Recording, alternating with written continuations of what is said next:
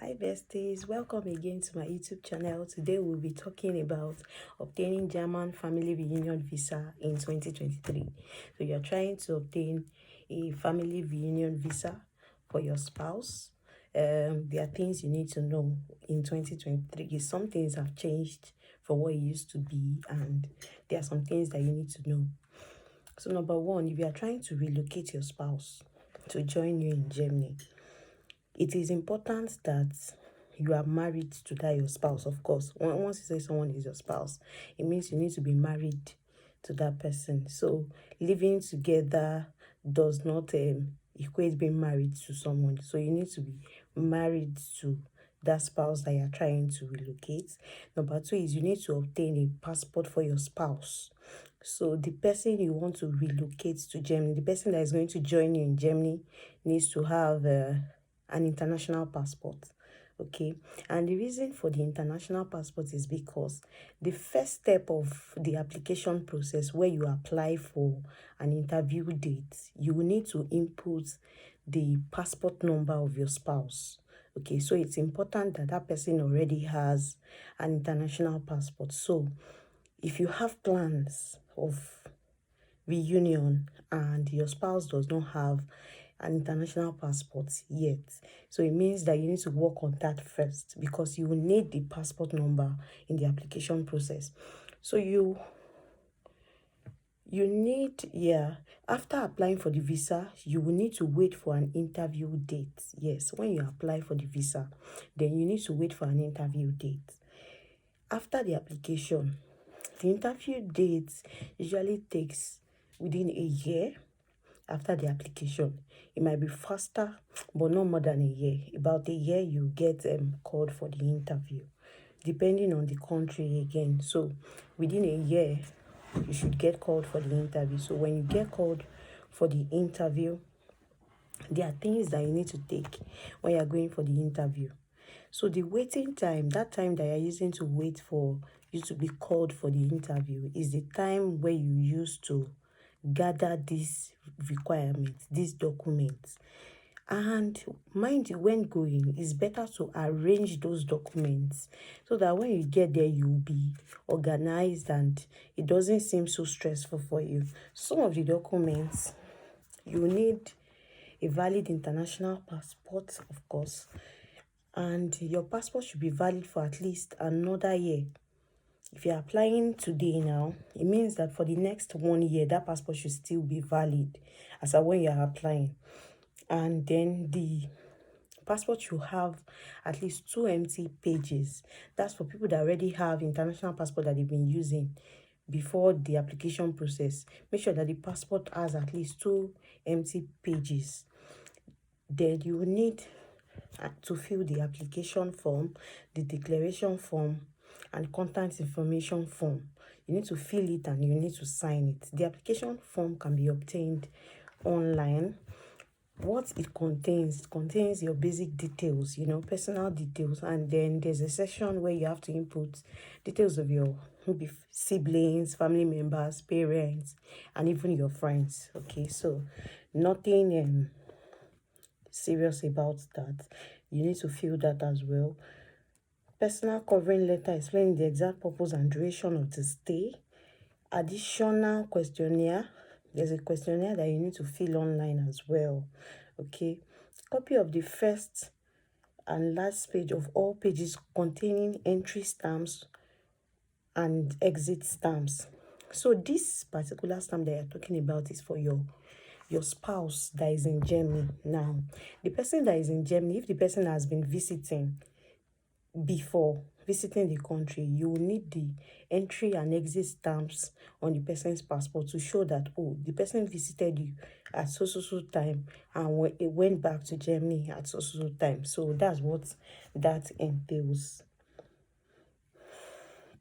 You also need certificate of residence. That's the certificate of residence of your spouse that is already in Germany.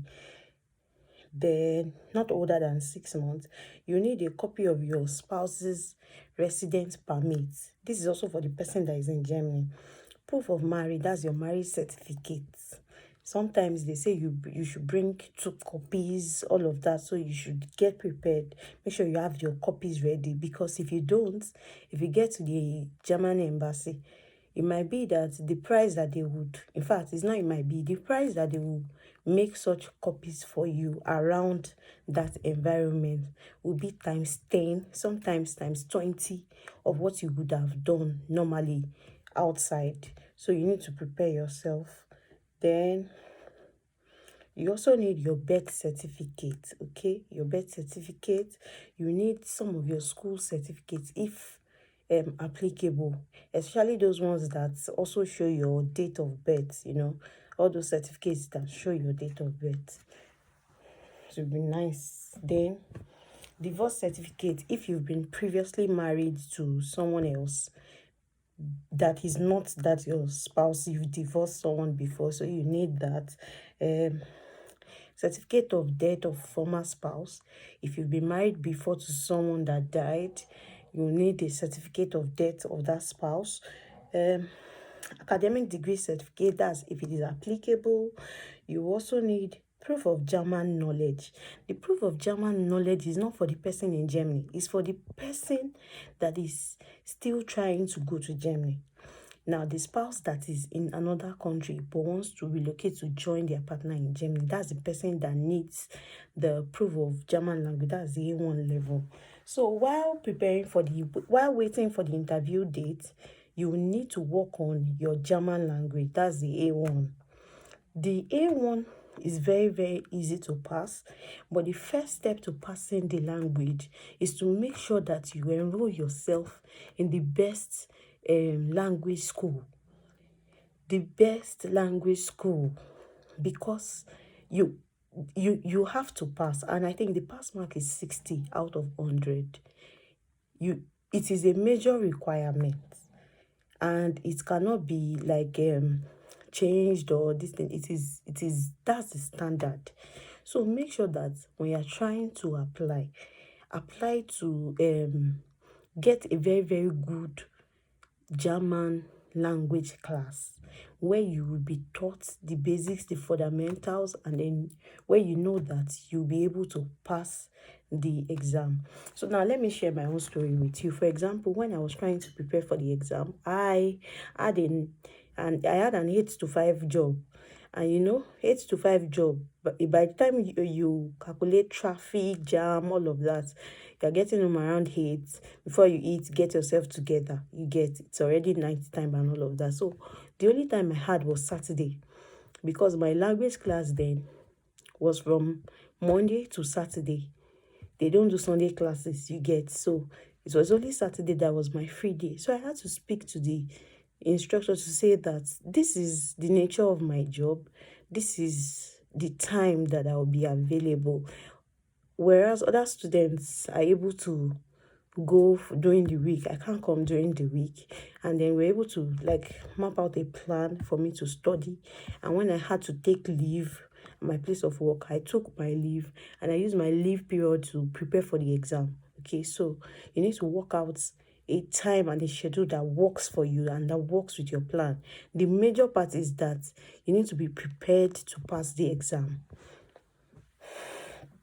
Then 2 passport photographs according to biometric specifications. Those are the things that you need. 2 passport photographs.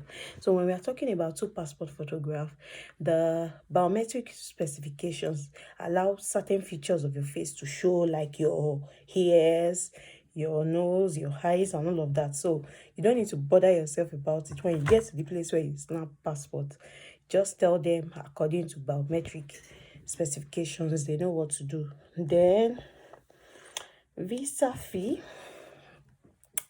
The visa fee varies depending on the status of your spouse that is in Germany. If your spouse that is in Germany is a student, it's different amount that you pay. If the spouse that is in Germany is working, it's another fee that you pay, and the process of verification of your documents that you've presented is different. Okay, so you need to go with the visa fee that suits your suits the status of your spouse that is already in Germany. So you can watch out for the next video where we'll talk about what happens at the German family reunion visa interview. You can also check my next video about the common mistakes people make when applying for German family reunion visa and how to avoid them. So you'll be able to get more details about it. You also need affidavit of marital status of the applicant, deposed to by one of the parents or the head of the family. Someone in your family, either your father or your mother, needs to depose, or the head of your family, that you've never been married prior to that time, that you are married to that person, all those things like that, to just show that you're actually married to who you claim to be married to and the spouse that is taking you. Marriage photographs and old pictures. This is not a big deal. Just get your wedding pictures and some old photographs that you have with them. Then the prepaid courier envelope. The prepaid courier envelope is what will be used to send back your documents to you. All those documents you submit, all these documents I've listed that you submit during the interview, is that prepaid envelope that you will add to it. So when they want to send it back to your address, they will put it inside, all those documents inside it, and send it to you via courier. Okay, so I believe that I've been able to talk about the requirements for obtaining the German family reunion visa. Please like, if there's anything you want me to talk about that is not in subsequent videos, please put it in the comment section. Thank you.